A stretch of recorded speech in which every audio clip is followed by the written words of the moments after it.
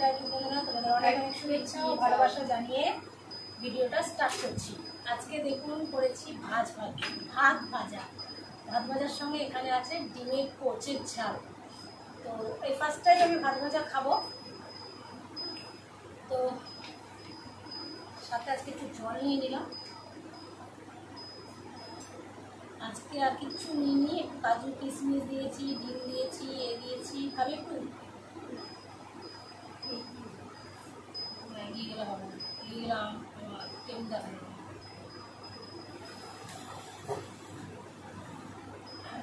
ঠিক আছে,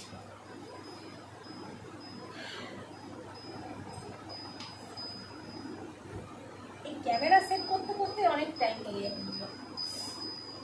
চলো, সেদিনকে তোমাদের পান্তা ভাতের ভিডিও কেমন লেগেছে জানাবে আমাকে। আর আজকে ভাত ভাজা খাচ্ছি, চলো স্টার্ট করি, সাথে থাকো।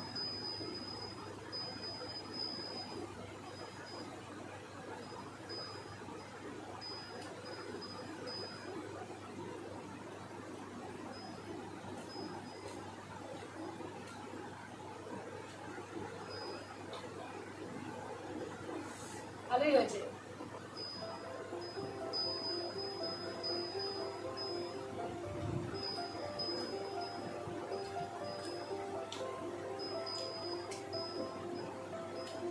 আর একদিন বাদে ডিমের প্রচুর ঝাল খাচ্ছি।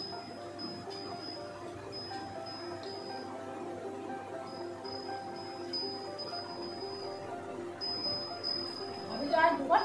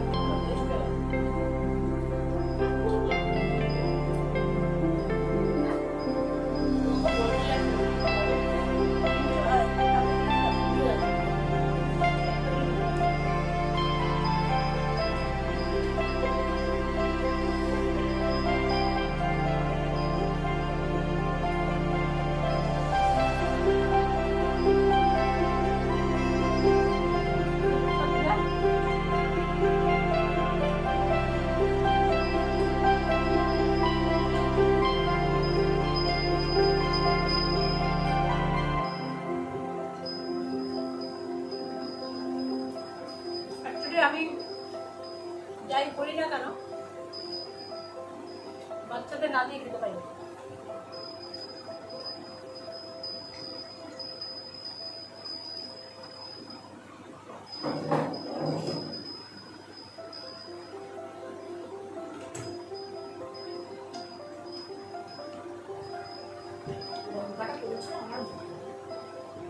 আমি হচ্ছে ডাল পাচ্ছি।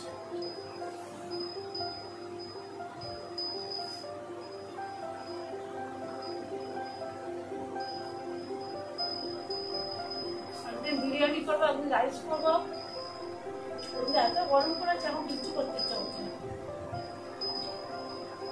এটা এখন আবার নিজেরই মাংসটা খেতে ইচ্ছা করছে না।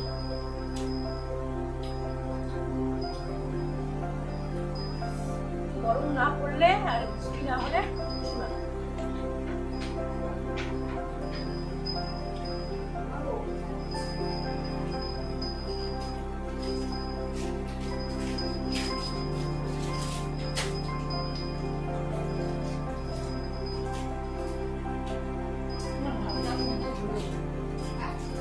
রান্না আমি নিজেই ভুলে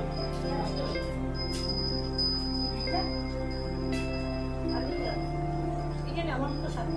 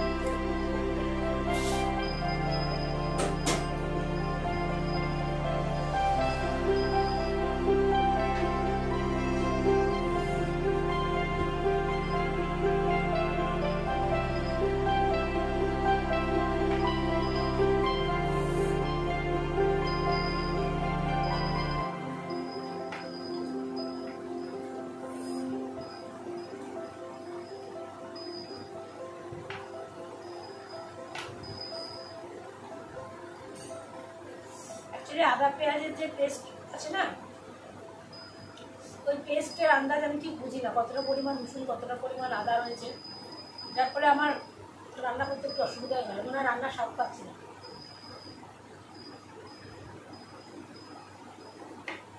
যাই হোক, ও তো বললো ভালো লেগেছে ডিমের পোস্টটা, কিন্তু আমার অতটা ভালো লাগেনি, আর যেরকম পরিমাণে আমি রান্না করি সেই অনুযায়ী আমার ভালো লাগে। তো বন্ধুরা, এখন ঘড়িতে 10:30 বাজে। আজকে উঠেছি 5:30, 5:30 থেকে 10:30 অবধি কাজ চললো। আর যেটা পার্লারে আজকে একটাও কাজ হয়নি, সারাদিন পার্লারে আজকে বসেছিলাম। তো ওইখানে যা, কিন্তু ওই 9 ঘন্টা বসে থাকাটাও তো একটা বোরিং, ভীষণ বোর লাগে একা একা। তো তারপরে চন্দ্রাদিও আসেনি, নানা রকম চিন্তা মাথার মধ্যে ঘোরে, এখন আর মাথা কাজ করে না, মানে অনেক রকম চিন্তা মাথার মধ্যে ঘোরে, রোগ জ্বালা যেন চেপে ধরে শরীরে, মনে হয় কত রোগ, কতদিন বাঁচবো না বাঁচবো, কি হবে সেই জীবনে, এইসব নানান কথা, পড়ে থাকবো না তো বিছনায়, এইসব নানান কথা। কারণ আমার মা যখন পড়েছিল, মায়ের জন্য আমি ছিলাম, আমার মাকে আমি একটাই বলতাম, আশীর্বাদ করো যেন বিছনায় পড়ে থাকতে না হয়, নমাজ করে পড়ি আমি বলি।